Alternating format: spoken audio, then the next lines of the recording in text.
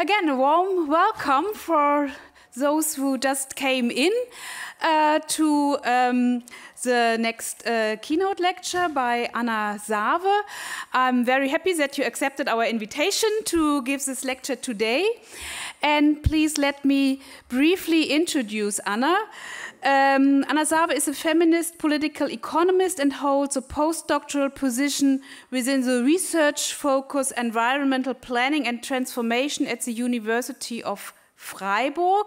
And before joining Freiburg University, she has been a scientific managing director of the collaborative research area, among other things, I must say. But she has also been a managing director of that collaborative research area, structural change of property at the University of Jena, and a postdoc researcher at Humboldt University. And at present, she teaches at various universities, feminist economics, political economy, and ecofeminist theory. Anna has studied environmental studies and sustainability economics in Germany, Iceland, and the United States. And her research focuses on the entanglements between care work, reproductive work, and ecological processes with the capitalist mode of production. She has published widely on theories of accumulation, post-growth, and plural economic higher education. Here I just want to mention probably her most prominent publication, which is a book based on her dissertation. The book that appeared in 2022 with the German publisher Transkript, and which has a title Einverleiben und Externalisieren zur Innen-Außen-Beziehung der kapitalistischen Produktionsweise. Something hard to translate, something like incorporating and externalizing on the inside-outside relations of the capitalist mode of production. The title of Anna's talk today, you probably see it in the back, is Towards an Ecofeminist Radical Political Economy, Contributions from the German Tradition and Navigating the Struggle to Transform Knowledge into Action. I'm very much looking forward to it, and the floor is yours.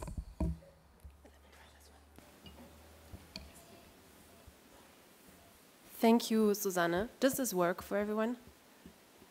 That's good. Okay. Thanks very much, Susanne, for those very generous words of introduction. And also, thank you and merci, Cornelia, pour l'organisation de la conférence. C'est un honneur de faire partie de cet événement et merci pour nous avoir réunis autour de ce sujet si important qui est l'écoféminisme. C'est vraiment très important. And I also think it's very important that we have this international discussion about it, because if ecofeminism can become more internationalist, then it will become more mighty. And I hope that for ecofeminism as a project. So I brought this presentation today with me, which I titled Towards an Ecofeminist Radical Political Economy, and it basically has three elements. First of all, I would like to introduce past convergences of this thing, ecofeminist radical political economy.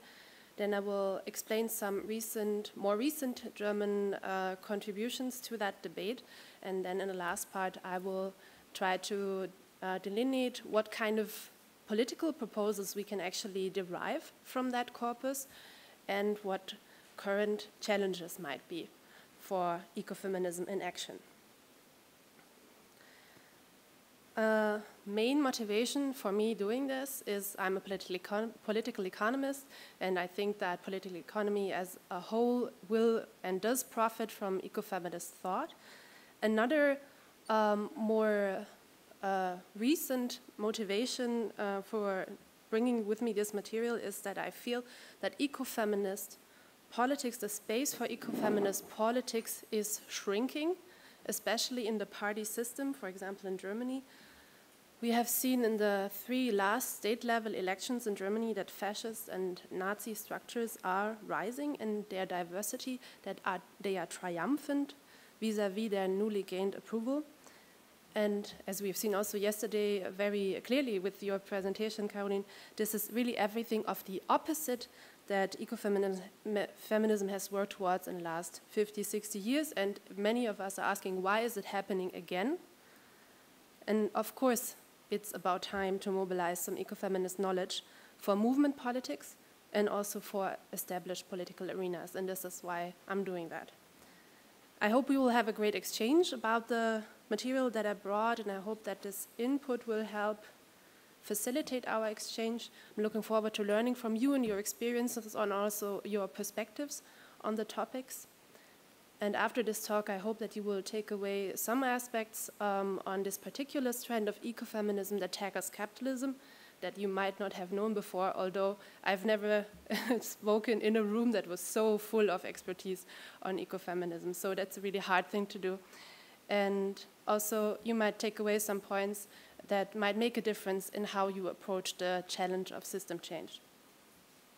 Okay, so let's begin. Today's world is marked by global warming, rising fascist tendencies, and ongoing climate colonialism, as we are painfully aware. And because of this situation, it is really imperative that societies today are looking for economic strategies and more than economic strategies to foster more sustainable and equitable ways of existing within and as nature together on the planet. And this transition to more sustainable, just and caring futures requires profound paradigm shifts, and this is where ecofeminism can help.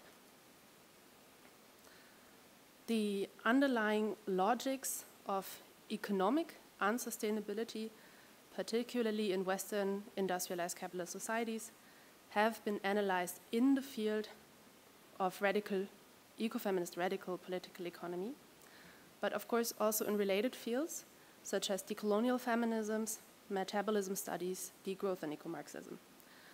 And despite providing really valuable insights, none of these perspectives have really been fully incorporated into mainstream economics and economic policy, least of them decolonial feminisms and ecofeminist radical political economy. Nonetheless, the mainstream of economics and economic policy really fails to provide solutions for global boiling and social inequalities, so the current toolbox is really underperforming, which leaves us with the question, how can we, as we know about those insights, how can we bring ecofeminist radical political economy into action? I'll be talking about ecofeminist radical political economy, although this is a still consolidating field and it's underexplored. It has been rarely described like as a canon, although pioneers like Mary Mellor have begun to do so as early as in 1997, and I'm building on her here.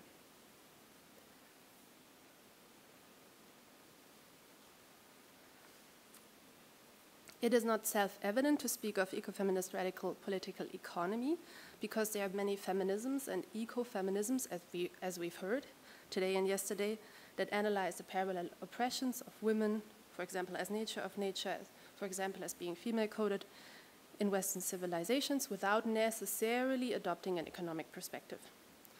And now what unites these is a commitment to overcoming power structures that are tied to the economy, and for overcoming other devaluations and separations from natural environments, which are not only, but also perpetuated by the capitalist economic system.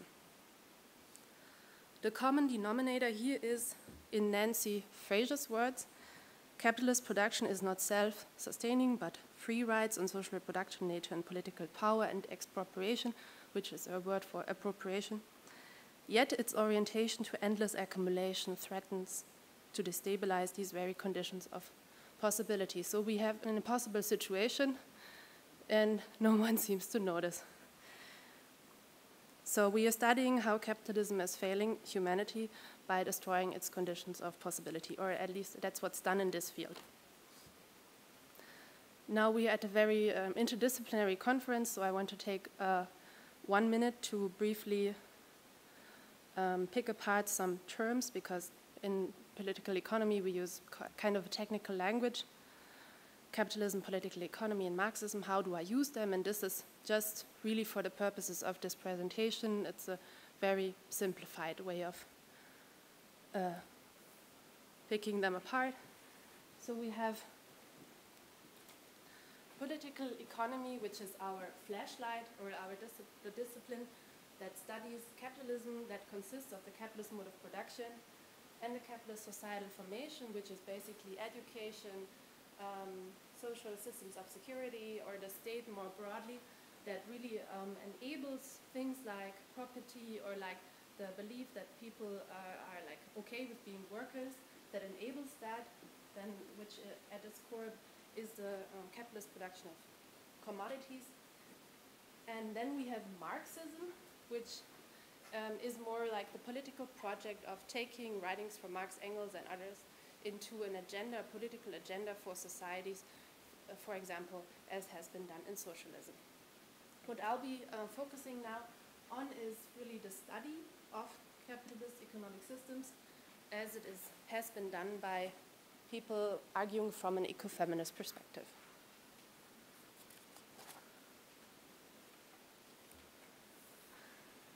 And one major shift in perspective, which is not a surprise to you, is that from an ecofeminist perspective, this is not everything that capitalism is about, but capitalism has an inside-outside relationship. And for example, examples that you know, but just to make it clear what I'm referring to here, social reproduction can be can have a form of the capitalist mode of production, for example, in paid childcare, paid healthcare. Most of it is done for free in communities. The same applies to subsistence, which is done for free or in communities. And in ecological processes, we have the same specific parts of ecosystem functioning are selected to be assigned economic value through processes of valorization. And for example, we have CO2 markets, we have wetland mitigations banking. So a really short part or a small part of ecosystems is funneled into the circuits of capital accumulation, but most of it remains outside. Although, of course, the capitalist mode of production is making use of that, however, in other ways of accessing and organizing that. For those of you who want to know more about where I'm coming from with this, I explain this more fully in my book. Basically, what I would like you to take away from that is that capitalism operates by constantly constructing an inside, at the same time also constructing an outside. And this is how it keeps production costs low, which is essential for the fiction of profits, as Ariel Saleh says. So what is the capitalist economy? Just a very short recap. The economy, the official economy, really consists of the exploitation of wage labor and commodities and the separation of workers from the means of production. And we have an outside of the capitalist mode of production that comprises unwaged labor, ecological processes, and in many approaches also the informal economy. All of these are externalized, they can be externalized, and then they can become appropriated in at least two important ways. But most importantly, both are part of one capitalist accumulation process. This is important. Although they are differently organized and differently accessed under capitalism. So for the accumulation of capital, these are two sides of the same coin. But it's practical that we don't have this as explicit normally. Okay, what has this to do with ecofeminist radical political economy? Ecofeminist radical political economy has always already studied this right part of the big picture, the complicated part, where it's not easy to say, okay, this belongs to capitalism because we have our usual forms of capitalism like commodities, wage labor, and so on. It's a bit more complicated, and this is basically what a lot of this literature studies. Or in other words, their task was to reveal the hidden connections that are prevalent in the capitalist economic system, and we are all familiar with the iceberg that explains such a hidden connection.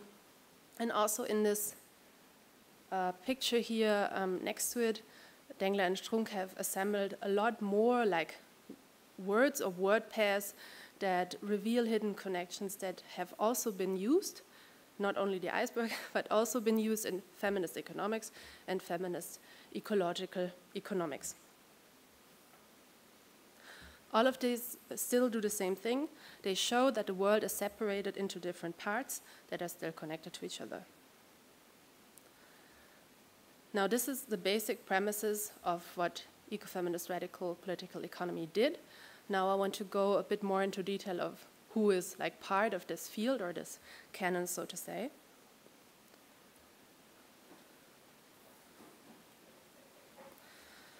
The first ecofeminist perspective in conjunction with political economy perspectives most distinctly emerged with the subsistence perspective.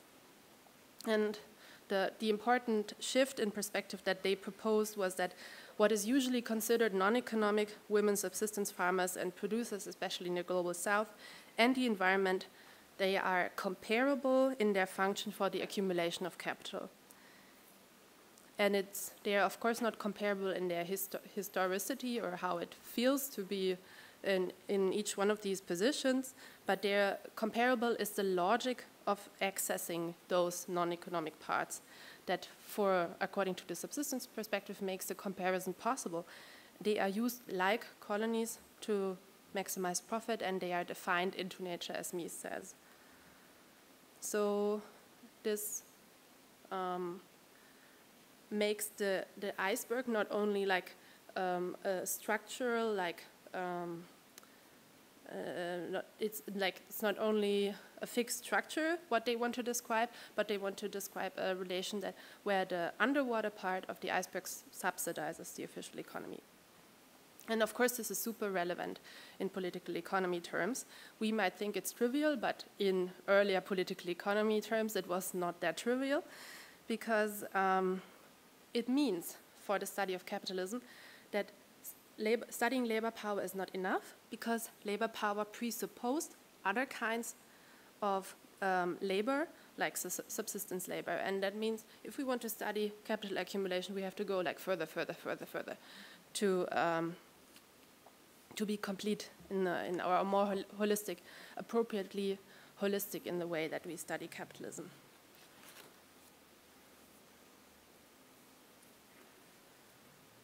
The subsistence perspective did not entirely come up with that by themselves, but an important prerequisite for this theoretical insight is the work of Rosa Luxemburg, and the subsistence perspective quite explicitly also builds on her.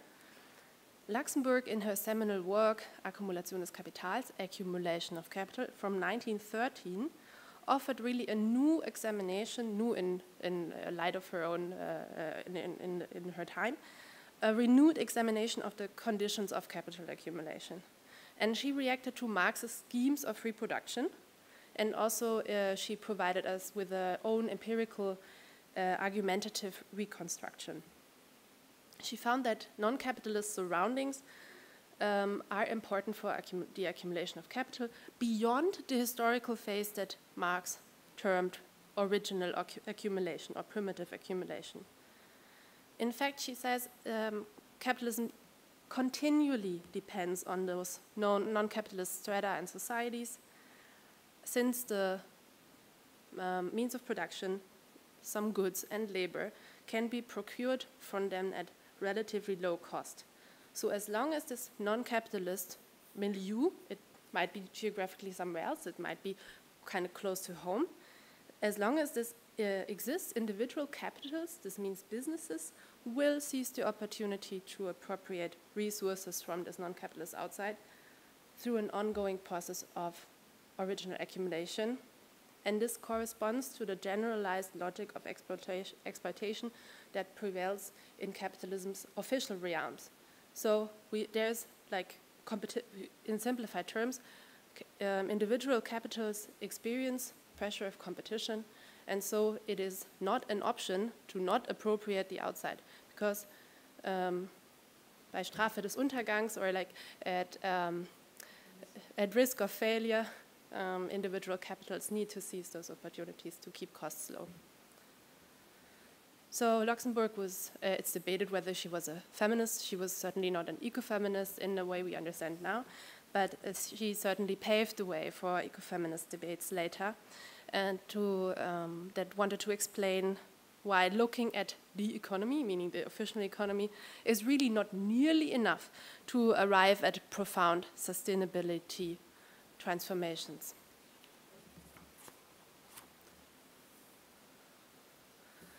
This early work was significantly enriched by philosopher Val Plumwood's work. We have heard about her earlier already, and who exposes intersections of power relations and inequalities that are perpetuated by the master model of Western modernity. And her analysis is crucial for understanding and overcoming the economic manifestations of the power structures she points to. So she's pointing to class, gender, species, race, and so on. And without an understanding of how power works, it's difficult to really tackle the economic manifestations of these power structures. So that's why it was, I guess, really important at that point, and why it was taken up also in political economy literature and research. Plumwood also identified key dynamics that sustain the structure, now here like visualized by a grid. And the key dynamics that sustain the structure is, one is backgrounding, where the usefulness of the other to the master is denied. Another is instrumentalism, where the other serves the master without limited or no recognition. So what happened here is we not only have like a map of the status quo, we have more knowledge about how the status quo of unequal economic relations is maintained.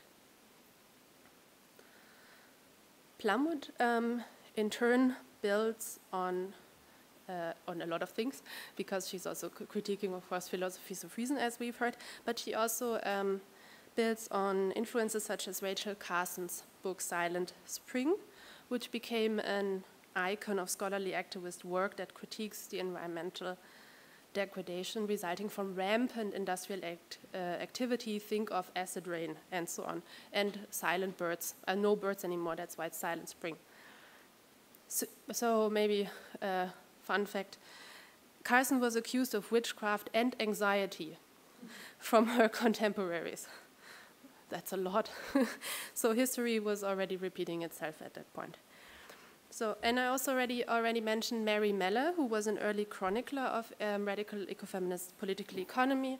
This is why I made this bracket here, because she kind of summed it all up, what we already had in the 1990s. That's when she started. And it's probably thanks to Mary Mellor and Ariel Saleh that eco-Marxist scholars at all had to take notice of ecofeminism, because they went into those publishing organs, they went into the journals, and they made this knowledge known to eco-Marxists. So although I don't describe Mellor's own contribution here, which she also has done, she has done a lot for the recognition of this body of work. Mellor also incorporates the work of theologian Rosemary Ruther on women's liberation. And not going into much into Ruther here, but it was inspiring for Mellor, because Ruther explained historically that capitalism was there was something before capitalism, and so describing this history of patriarchy. And this was also important for coming up with a coherent narrative about capitalism and how it came into the world. So you cannot, if you study capitalism, of course, you cannot start at when we have capitalism. You also have to describe the genesis of capitalism, and I think this is what was inspiring about Ruther's work for ecofeminist radical political economy. Now I will add on to this newer stuff, which I also think is part of this canon. And the newer contributions, they are united, I think, in the attempt to use this knowledge and then work towards its political applicability.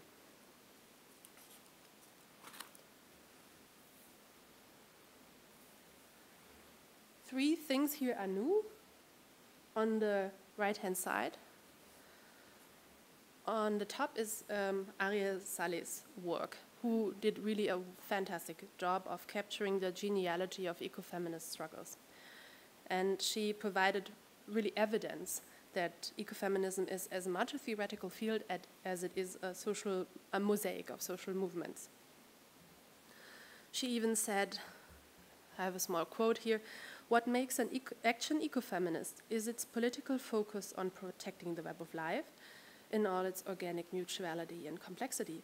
What gives veracity to ecofeminist theory is its grounding in praxis." So kind of giving direction to ecofeminist practice. Like, if you want to do this right, it has to incorporate both elements. This is like her intervention into ecofeminist radical political economy, I would say, among other things. She, of course, also provides her own concepts, such as in meta-industrial labor, and we have heard from Geneviève, for example, about it, and also from Nadine. And basically, this meta-industrial labor is a complex concept, but it also resonates with what Geneviève said earlier, that when we have meta-industrial labor, that the members of the household, or the people who do that, they are preoccupied with renewing matter. This is what's special about meta-industrial labor. Yeah, and Stefania Barca is also looking for very specific forms of labor, and in her work, The Forces of Reproduction, where she builds on a subsistence perspective in Plumwood and Sale to shed light on livelihood strategies that transcend the logics of colonization and exploitative capitalist dynamics.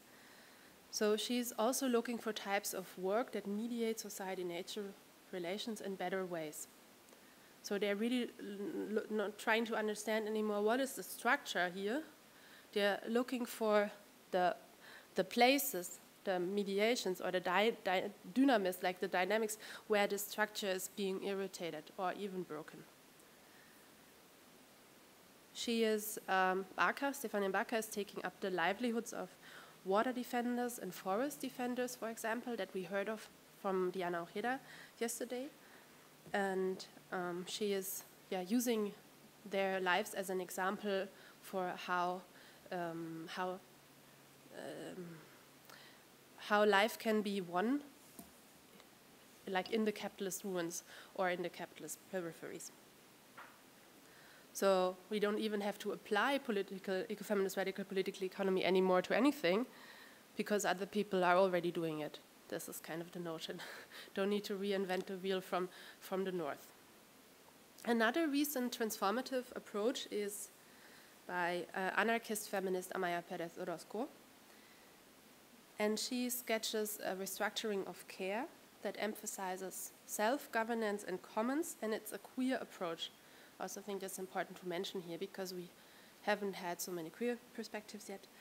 And this has been done in her book, Subversión Feminista de la Economía, where she criticizes how heteropatriarchal capitalism operates, and she also observes this fundamental opposition of capital and life, through which only the life of the white bourgeois heterosexual male is safeguarded to the detriment of other forms of life. So her practical proposal here would be feminist care-centered degrowth in chosen families that are complex, that start from the micro level, but she also has some reflections on the state level.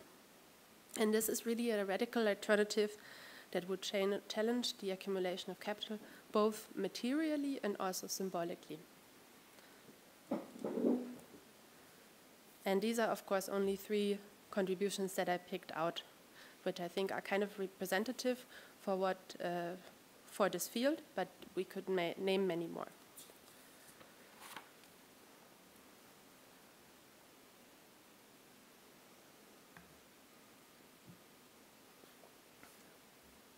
Moving on to the second part of this talk. Now I want to add contributions from the German tradition. And it's getting worse here. I was trying to map it all together so that the people who are like have never read anything in German kind of can place it somewhere, okay? This one is the maybe most well-known one, and it's important and a good one. So that is the reproduction model by Adelheid Biesecker and Sabine Hofmeister, and they come from a context that's called Netzwerkversorgungswirtschaften or caring economy network. This approach especially examines the separation of production from reproduction. They're separated, this is problematic, and so they also offer a solution, which is their concept of reproductivity, where re is in brackets and it's a neologism, it's a new word. Sometimes they are not really capitalism aware. They don't really talk about it too much. But when Adelheid publishes with Uda von Winterfeld, they get in there. So this is why I included it. Sometimes they are covert anti-capitalists, but it really, what they say really lends itself also to ecofeminist radical political economy perspectives. And what they criticize is that the official economy seems to operate independently in most of how economics and business studies portrays the economy, and they keep ignoring the field of reproduction.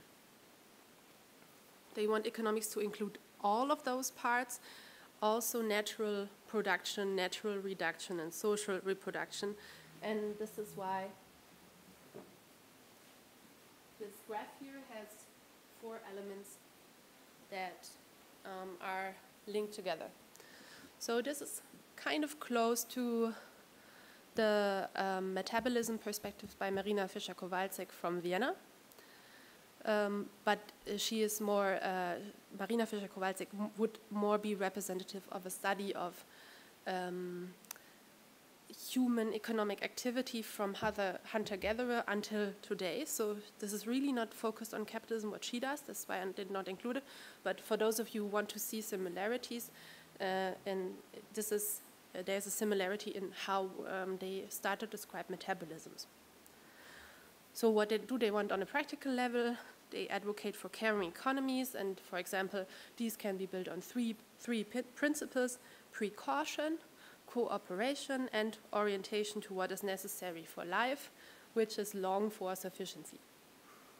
Okay, and this is a feminist sustainability proposal, and it has been used in Germany widely whenever someone is referring to the SDGs or the Millennium Development Goals, and it was kind of uncritical, and this was used to carve out why SDGs are unaware in some regards.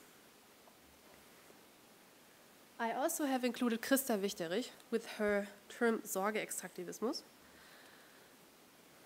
or care extractivism, which is kind of an analogy to resource extractivism.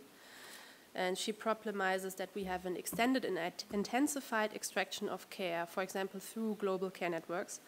And she views this as a neoliberal response to the crisis of social reproduction. Now, many feminist economists and feminist sociologists view the intensified care regimes as a signifier of the neoliberal crisis of social reproduction. What Wichterich now adds here is the comparison to resource extractivism. Whether this is well done is currently debated, for example, by Anne Titor, who is also a German scholar working on extractivisms, but at least it's a proposal of how to bring this together. And also I want to mention here, for those who are interested, Wichterich has also worked on bioeconomies, and she has really a vast knowledge of ecofeminist social movements. I also added Andrea Günther in the corner. She's as much in the corner as Rosemary Ruther, because they are not really political economists. Günther is a philosopher, and she's interesting for this field because she thinks about infrastructures as well as about an ecofeminist class consciousness, just like also, by the way, Saave does. According to Andrea Günther, we need to identify who is contributing to the project of ecofeminism, because not many people use that label. And how do we identify that? She proposes that we find those who belong to ecofeminism by understanding that they make a contribution to justice, that they practice justice. So this is very philosophical, probably.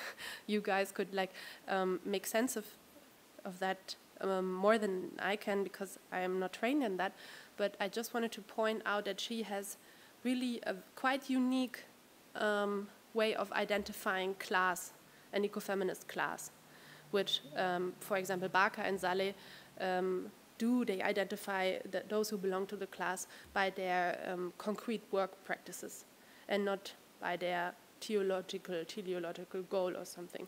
So there's a lot to choose from if you want to go further. And also lastly, here is my picture on the right that basically aims to say that the capitalist economy is very deeply intertwined, which is considered often as non-economic, and both are part of one capitalist accumulation process, although they're differently accessed under capitalism. And capitalism operates while making use of pre-existing and often not challenged inequalities to making profits possible. So it's making use of those inequalities that kind of seem logical. Eva von Redeker has a word for that. It's Phantombesitz, phantom property. When someone is a wife beater, beating their wife, we kind of understand why. We kind of understand the narrative, the figure. It's not that we say, I don't get it at all, what's happening? And this is phantom property. And phantom property is her way of explaining that some social inequalities like gendered violence remain unchallenged, because we kind of have an internalized understanding of it. Okay. Coming back, Eva von Redeker, by the way, is also a philosopher from Germany. I didn't mention her here, but she is an ally of all of this thought, of course. And I should have added her. Last part on the German contributions. Now, what is maybe not as included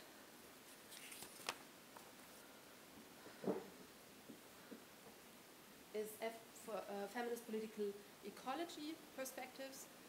Maybe a representative of that is Christine Bauhardt from Hamburg University, who has worked on environmental and spatial planning. And we have Diana Hummel from Frankfurt, who's working in the field of soziale Ökologie, which is not the same as social ecology, is more gesellschaftliche Naturverhältnisse, so society-nature relations. And they are both not really at their core asking the question of how can we understand why capital accumulation works and why it is still here and what it is based on. They ask different questions.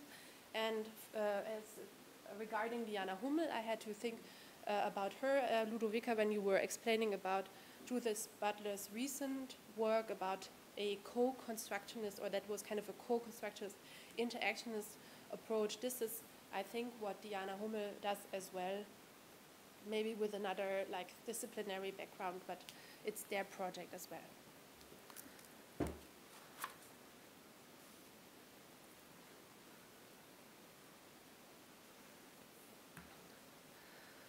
I will now come to the last part, or last section of my talk.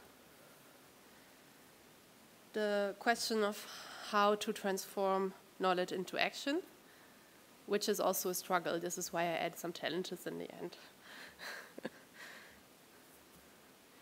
Okay. First of all, here I will kind of show what I think we can take from this material, from this canon, in terms of how do we move forward? What should we do? How can we work with that in thinking about like political action?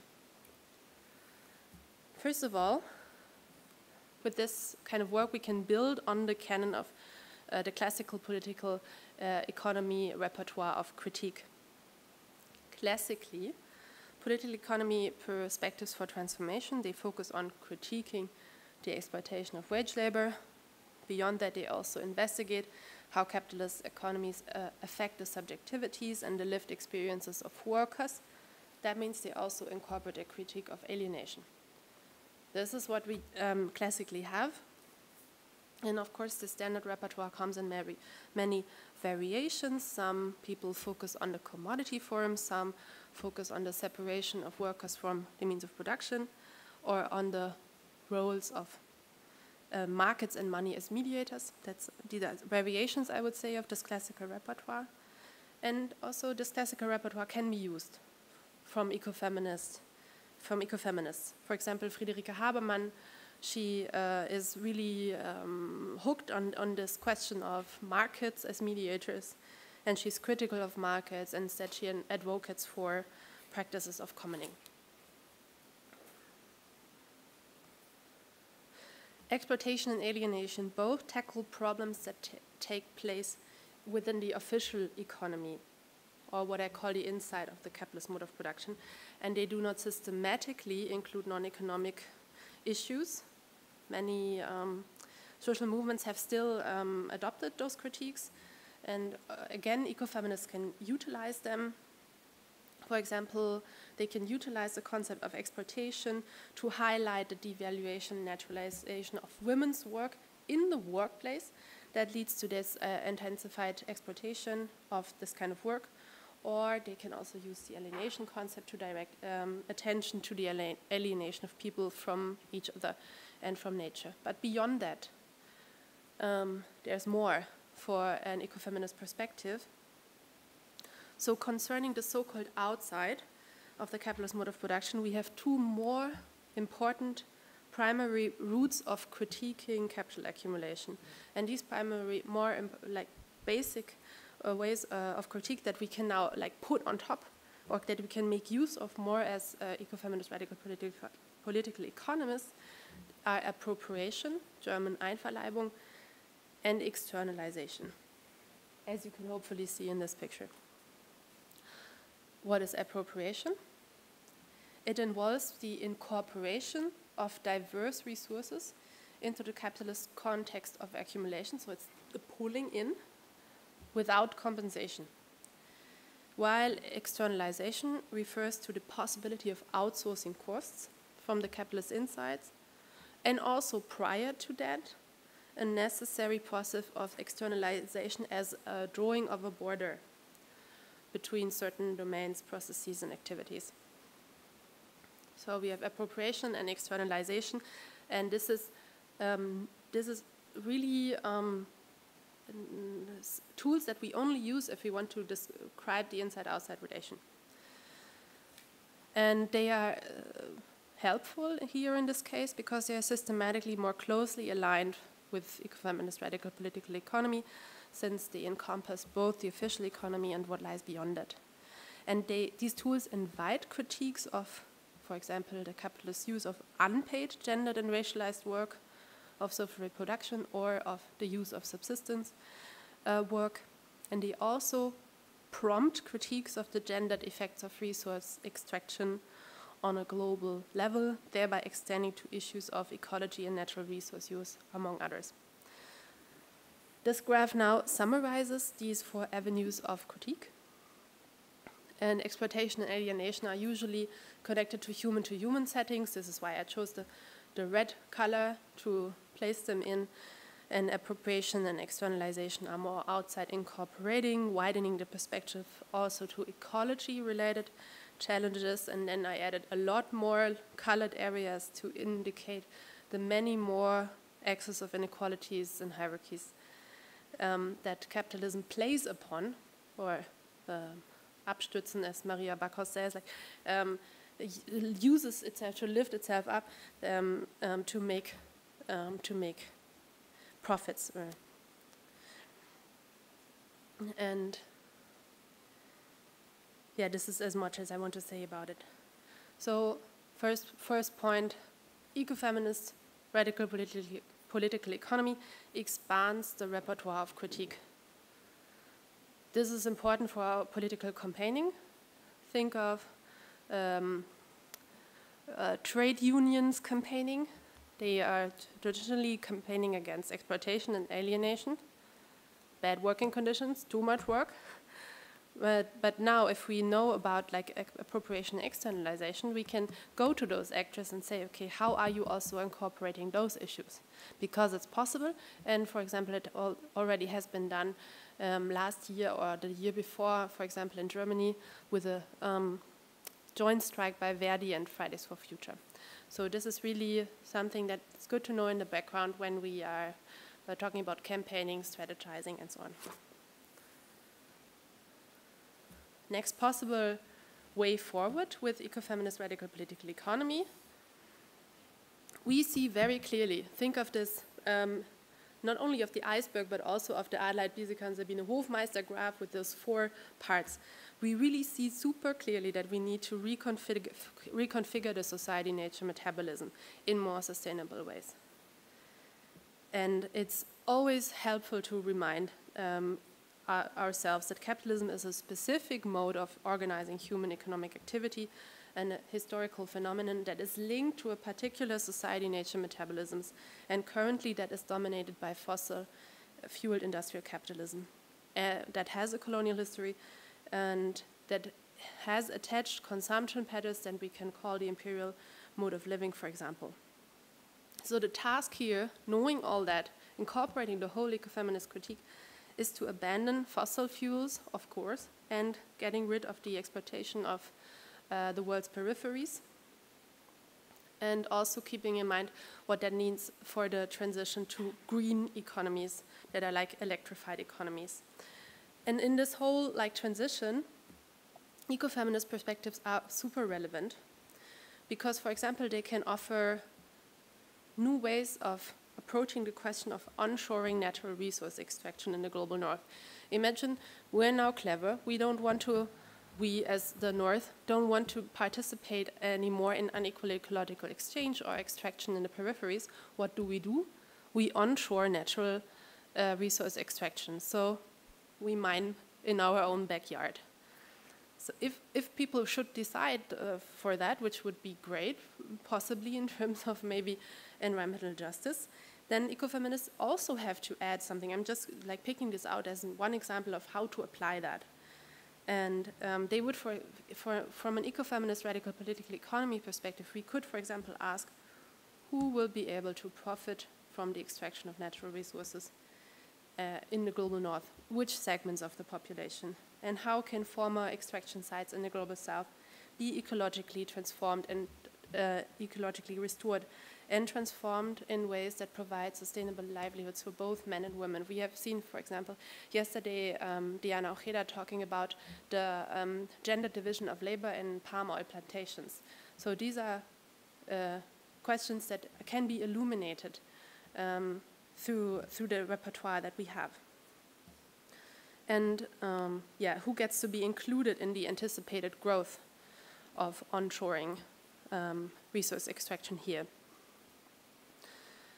Overall, ecofeminism emphasizes that we need to dissolve deeply ingrained gender norms, and this is essential for transforming society-nature relations, society-nature metabolisms. 5 minutes? Okay. Okay. Let me think.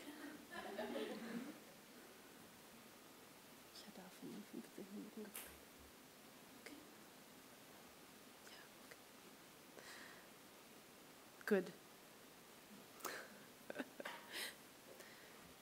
We can go into detail more in the coffee break, and of course you need your break, so I'm being very mindful and demure about it, the situation now, making the best out of it.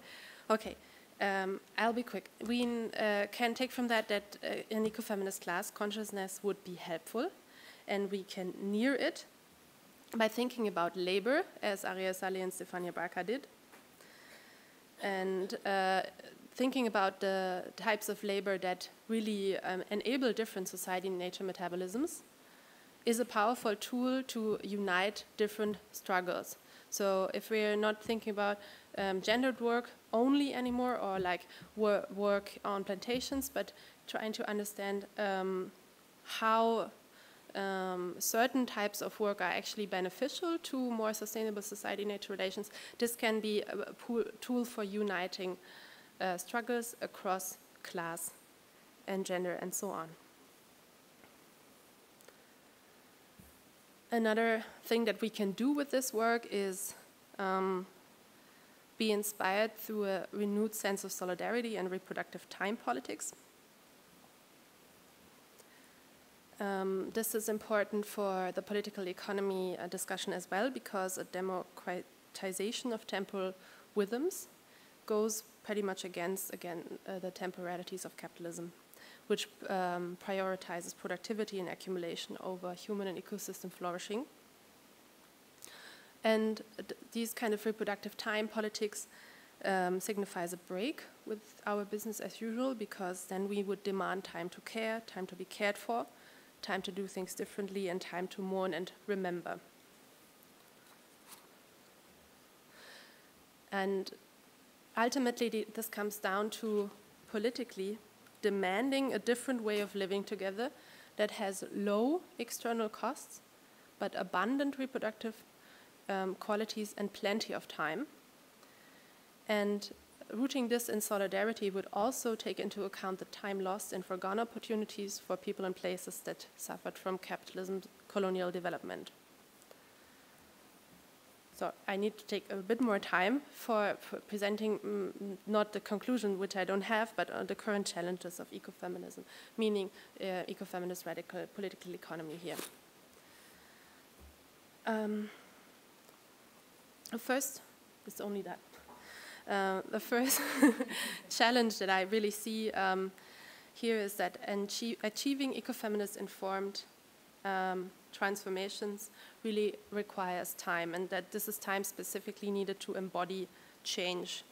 And many people are trying out practicing embodiment now, so this is very, very new.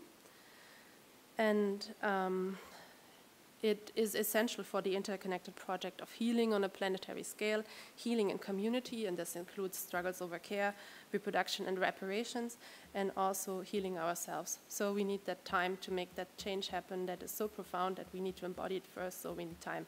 So it all comes kind of down to time and time to practice embodiment. Second challenge lies in alliance building. And for alliance building, as I have mentioned already, inquiring understandings of labor and subjectivities that are anti-master, as Stefania Barca says, is super important. And striving for those like livelihoods and subjectivities that are capable of refusing to maintain systems of domination is what we need to do. But it is also super hard to do because domination is so mainstream.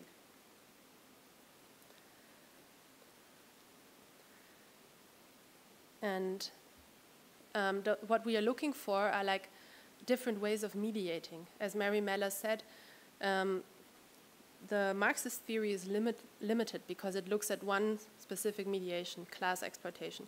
But as ecofeminists or ecofeminist radical political economists, we need to look at all possibilities and mechanisms of mediation. And this sounds super complicated, and it is, but it is the ultimate mission. And that's why I put it up to the challenges. Yeah.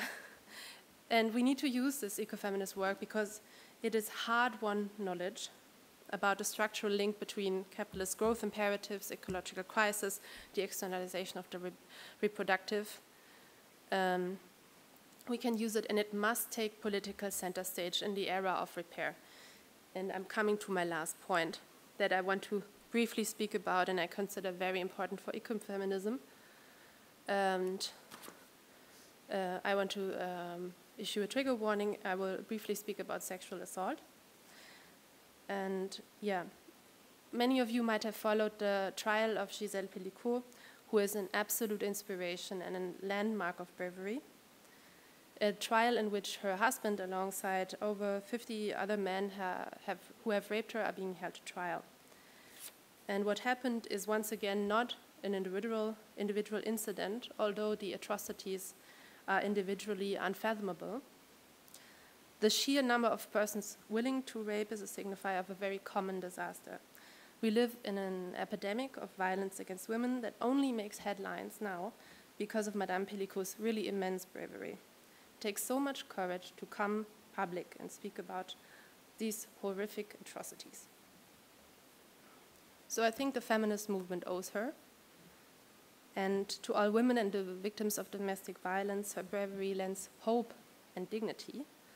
And to all bystanders, it hopefully reminds them of their courage. And what has this to do with ecofeminism? I really believe that anyone who is working with social categories, with power and people, any thinker of the social sciences, and any academic should spend every minute of their professional waking lives and their brain cells to find ways to stop the cycle of abuse.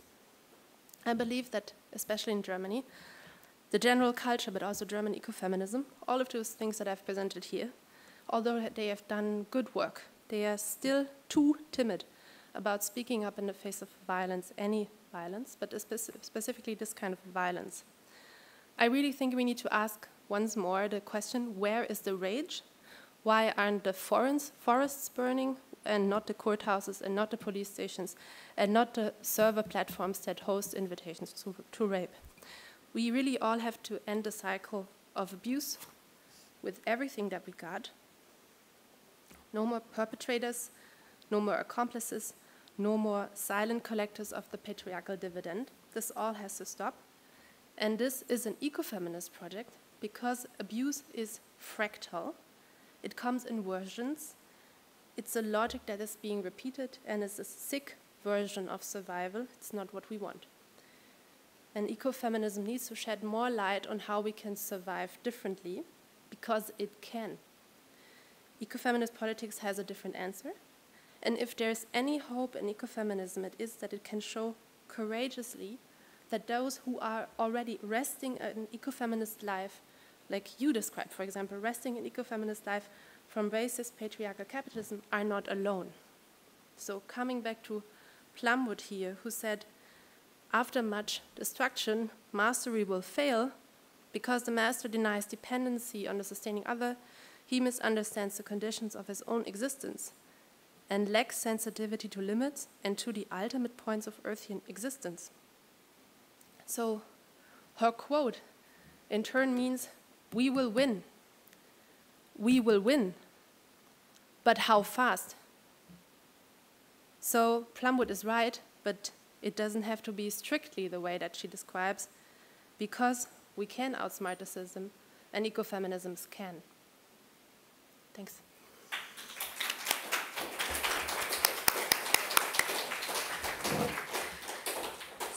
Thank you so much, Anna, for this talk and also for this encouraging words at the end. Well, we have a small 15 minutes for discussion now because we have to move on to lunch, which will be served on time. We will be much more relaxed in the afternoon. So please raise your hands for questions now, and maybe we will have another round of wrap up in the afternoon then. Canel, Nadine, I see, Geneviève, yes. Thanks. Right.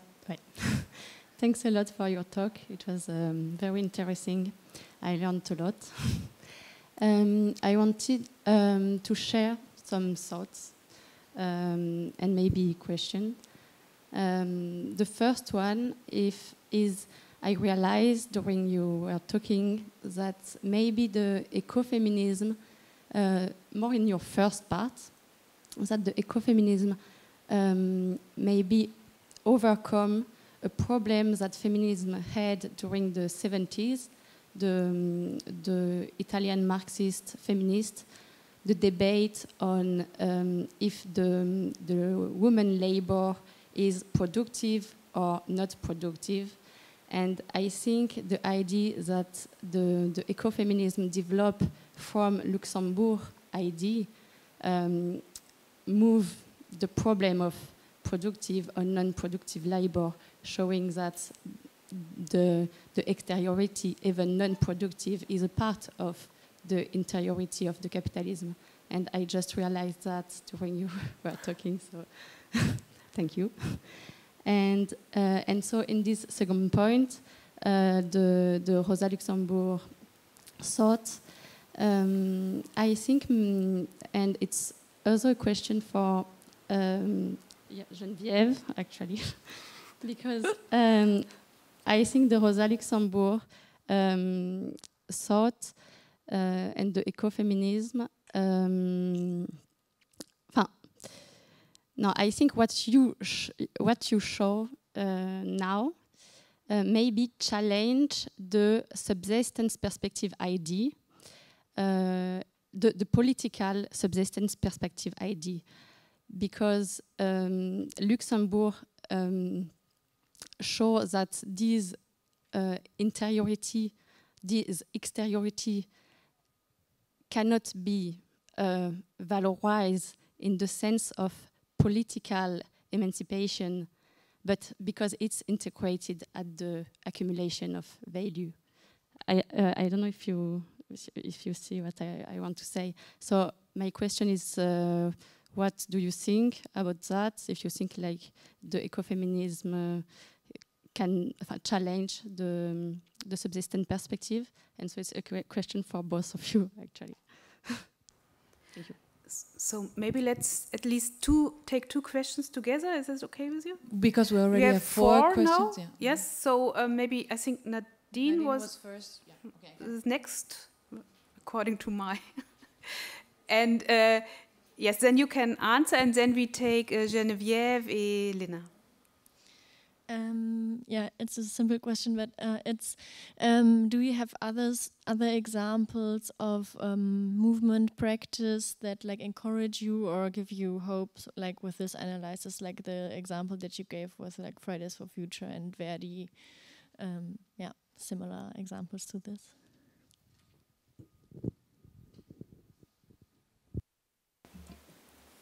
Okay, I'm not sure I really understand the question. I'll try to rephrase it first.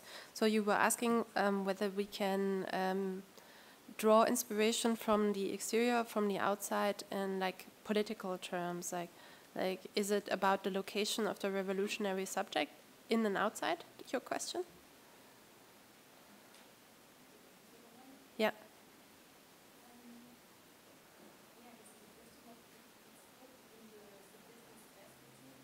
Maybe take the mic.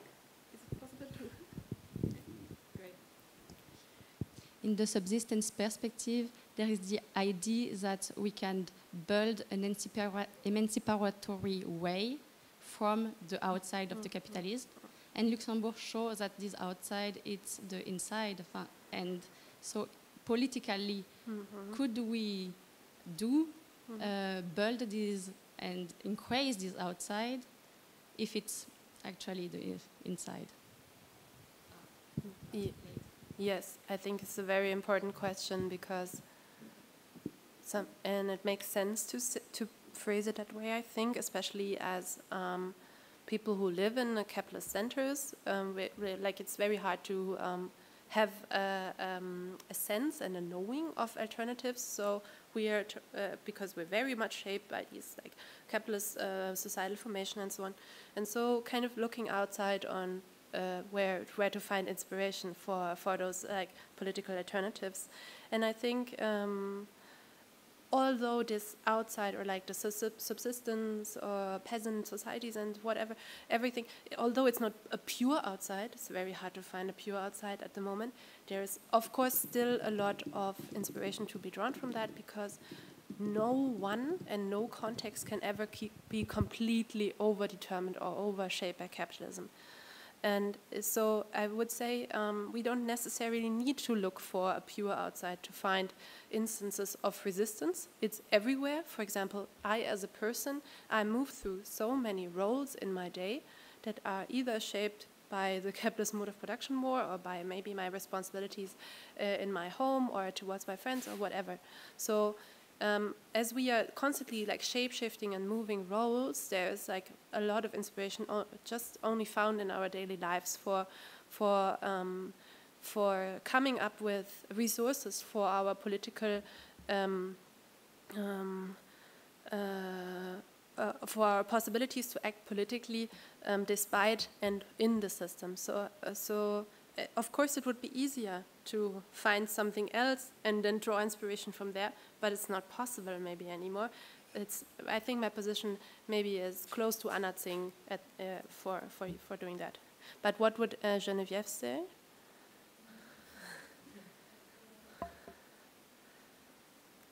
Actually, I had, thank you so much for your presentation, because I had the same striking idea that what is outside, inside, because you put things very clearly. And I was thinking it's maybe different to think things between visible, invisible, on the top roof, above and beneath. And I think that the iceberg model works on this. They maybe don't say it's outside capitalism, it's just underneath. And I was now, the more I think about housework, the less I think it's underneath. The more I think the more I call it work of consumption. Work of consumption. I mean, you consume things, you put them in a place, you eat it or whatever, but it's work of consumption. And maybe it's even felt this way by the body. And for me, the very difference of subsistence work, it can be freed from work of consumption. So this is a new way of portraying this. So you can actually go very far to the feminist thing, that is, you cannot separate housework and labor work. So let's go all the way and put them at the top of the pyramid. Let's try. So that's the first. And another thing which was very interesting for me is the time, the way you think about time. Can we have time for destroying this bad configuration, and how can we not be exhausted as when we have ecofeminist ideas and activism inside the capitalist system? So how can we gain time and make time? And another quality of time, I think it's a big. So I try to count differently the use of time or the quality of time, but I know there is something a lot, and I think another way of perspective. What? Yeah, when you stop everything, but actually I see the reverse, is that multitask. We do everything at the same time.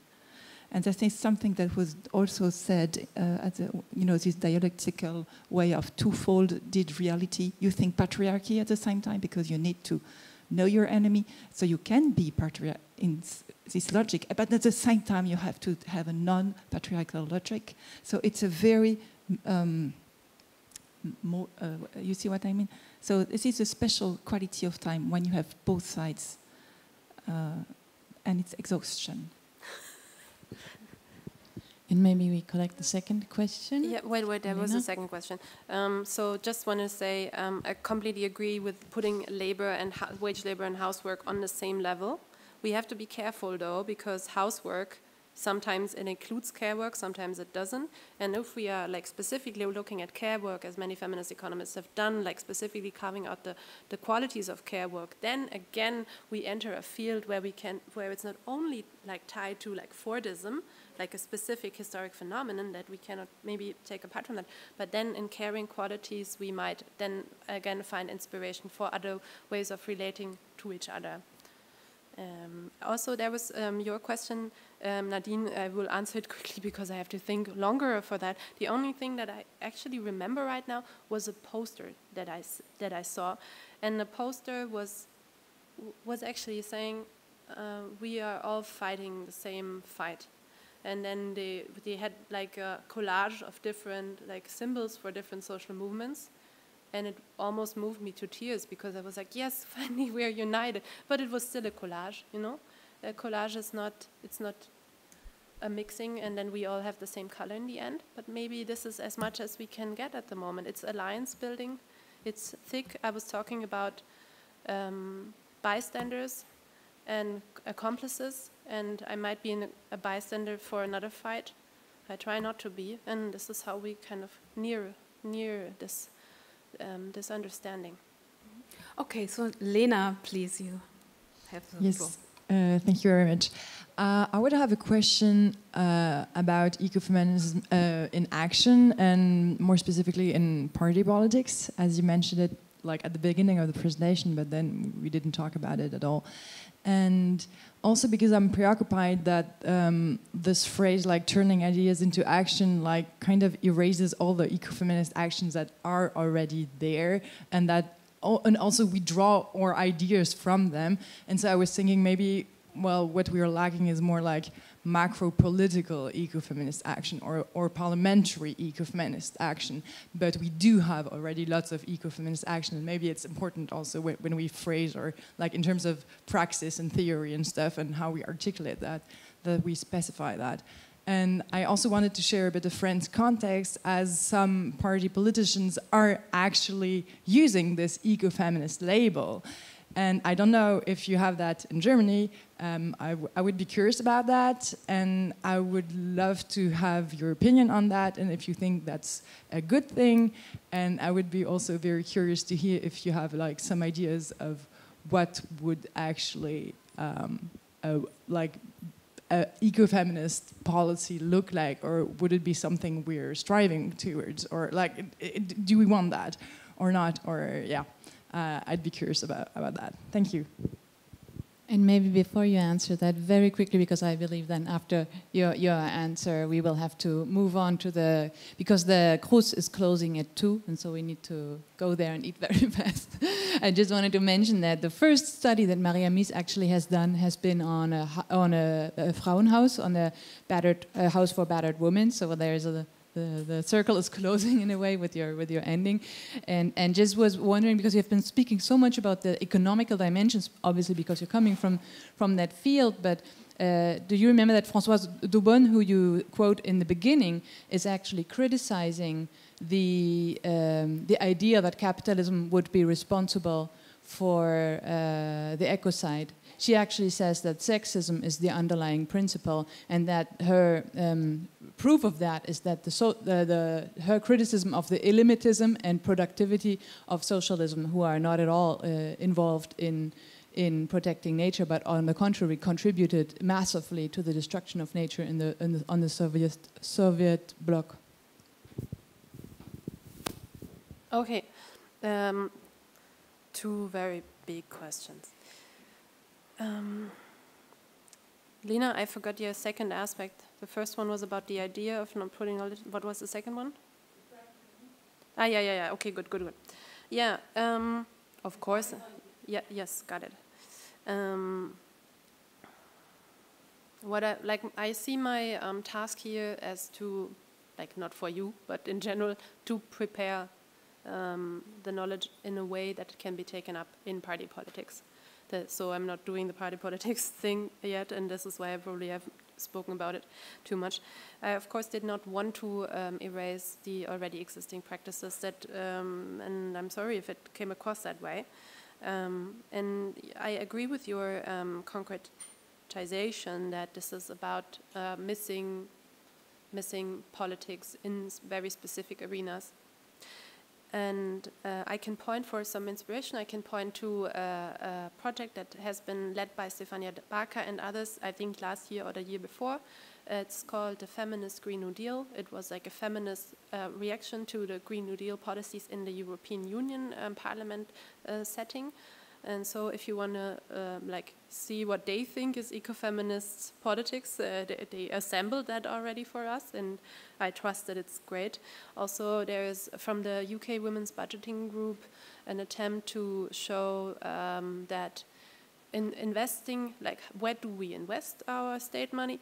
Investing in care work and the care sector is not only beneficial to lots of women's issues and social inequality and so on, but it's also beneficial in ecological terms. And they back this up by I think, life cycle analysis or something. So these two things I think are worth checking out. And then to the thesis that capitalism did not produce the ecocide, I think this is a question of where we locate causality.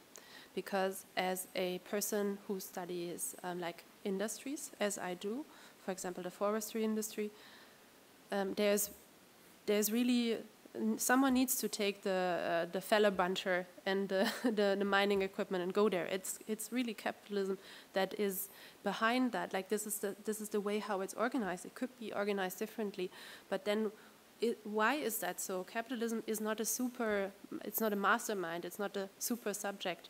It is like belief systems of and ways of socialization and subject that are behind that, or subjectivities.